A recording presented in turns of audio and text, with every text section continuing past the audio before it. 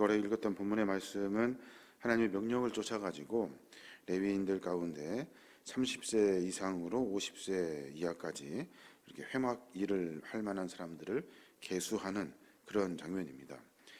앞에서는 하나님께서 유월절 사건에 근거해서 이스라엘 집의 그 장자들을 다 대속하기 위해 레위 지파인을 특별히 이렇게 구분하셔서 1개월 이상의 남자를 전부 다 계수하라고 명령하셨죠. 1개월 이상 된 레위인 남자의 총수는 2만 2천 명이에요. 그러니까 이제 하나님께서 이 같은 레위인의 남자들 중에 30에서 50세까지 그 회막에서 일을 감당할 만한 사람들을 다시 이렇게 집중적으로 수를 세어라라고 이렇게 명령하신 거예요.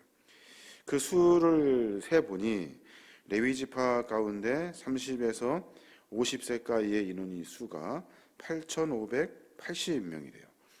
그리고 또 구체적으로는 고핫 자손은 2,750명이고 게르손 자손은 2,630명이고 무라리 자손은 3,200명으로 이렇게 집계가 되었어요.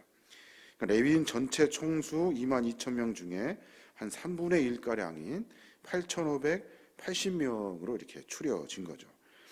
여기서 이제 회막 일을 감당할 만한 자들의 기준으로 제시된 30에서 50세까지의 나이는 그 신체 튼튼한 자들의 의미를 기준하겠죠.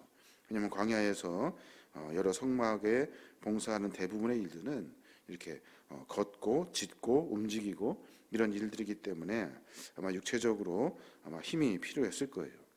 영적인 의미로 보면 육체적인 것뿐만 아니라 정신적인 것, 신앙적인 것, 그래서 하나님의 일을 하기에 그렇게 합당한 자들로 추려라 하는 영적인 의미가 이렇게 구분되어져 있는 겁니다.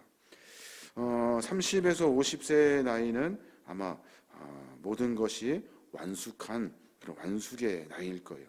아마 힘도 제일 좋을 것이고 또 여러 영적인 의미나 이런 정신적인 것이나 이런 것들도 아마 잘 성숙된 완숙된 상태일 거예요.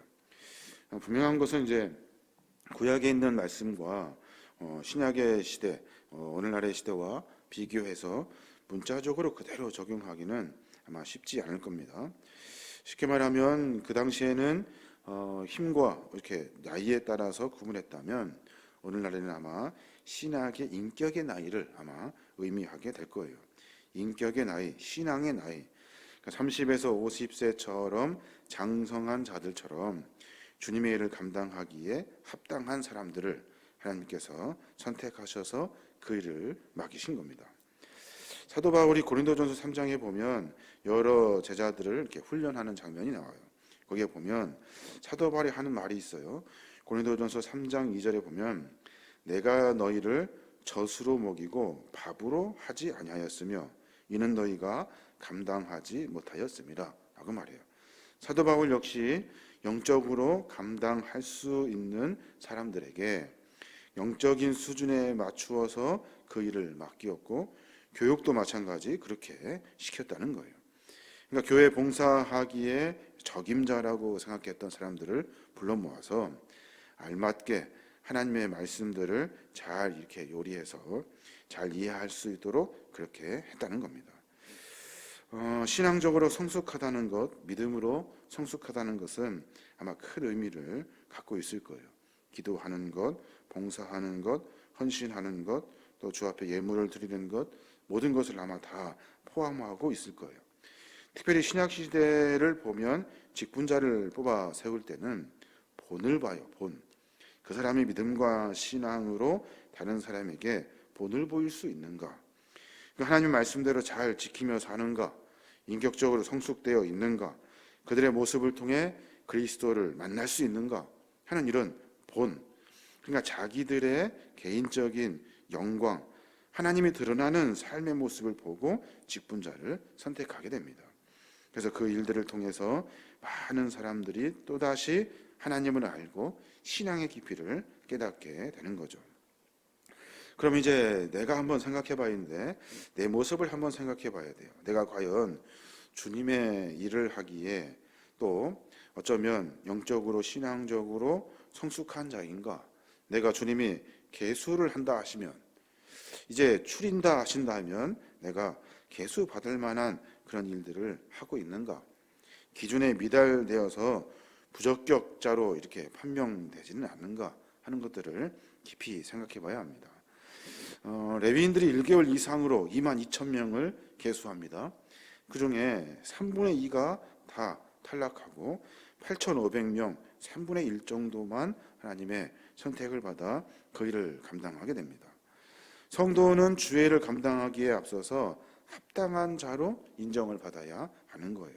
믿음도 신앙도 삶의 모습도. 그래서 그 일들을 통해서 다른 사람에게 본이 되어야 하는 거예요.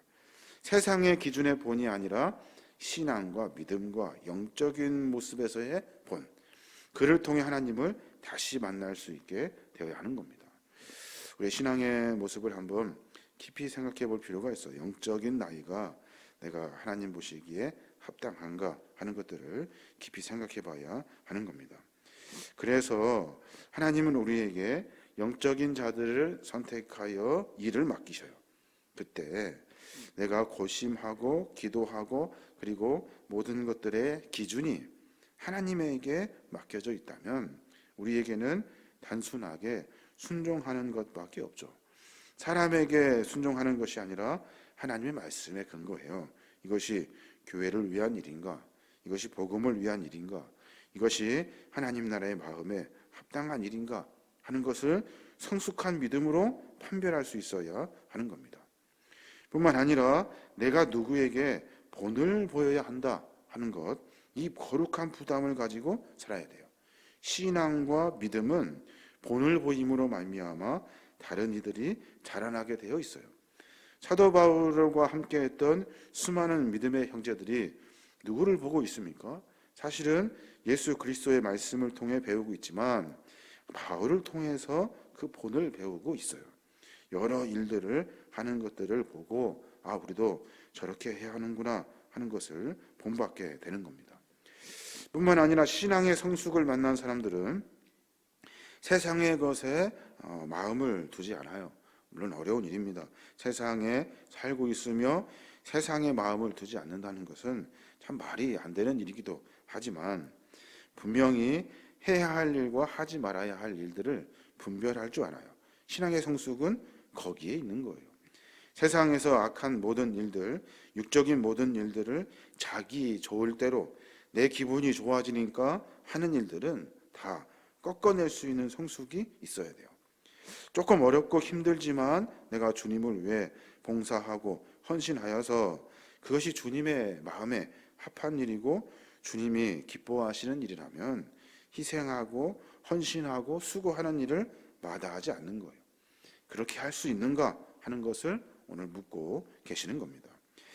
하나님은 우리를 늘 가르치시고 우리를 통해서 일하시기 원하시는 분이 하나님이셔요. 레위인들을 특별히 구분하셨어요. 다 장자는 죽어야 되는 그 상황을 하나님이 건져주셔서 그 장자의 값으로 레위인들을 구분하셨어요. 레위인들을 다 구분하셔서 자기들에게 각자의 일들을 맡겨주셨어요. 맡길 때 그냥 막 맡기는 것이 아니라 선별하셨다고요. 구분하시고 계수하셔서 선별하셔서 그 일을 맡기셔요. 그 일이 왜 선별해서 맡겨져야 하냐면 잘 되어야 하기 때문에 그래요.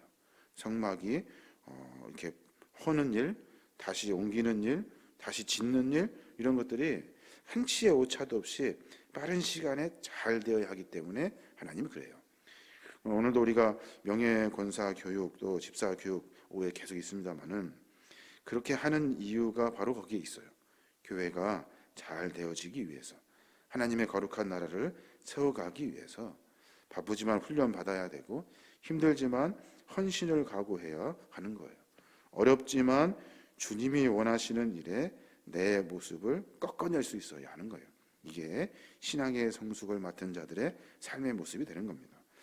하루 가운데 그런 고민이 있었으면 좋겠어요. 내가 하나님의 계수를 받을 수 있는가? 내가 과연 믿음과 신앙 안에 살아가면서 무엇을 다른 사람들에게 본을 보이고 있는가?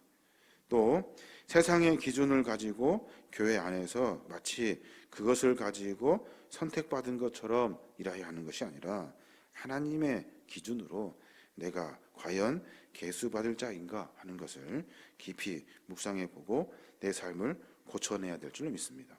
이러한 삶을 통해서 다듬어지는 인생, 쓰임받는 인생, 마지막에 하나님께 칭찬받을 수 있는 저와 여러분이 되시길 주님의 이름으로 축원합니다.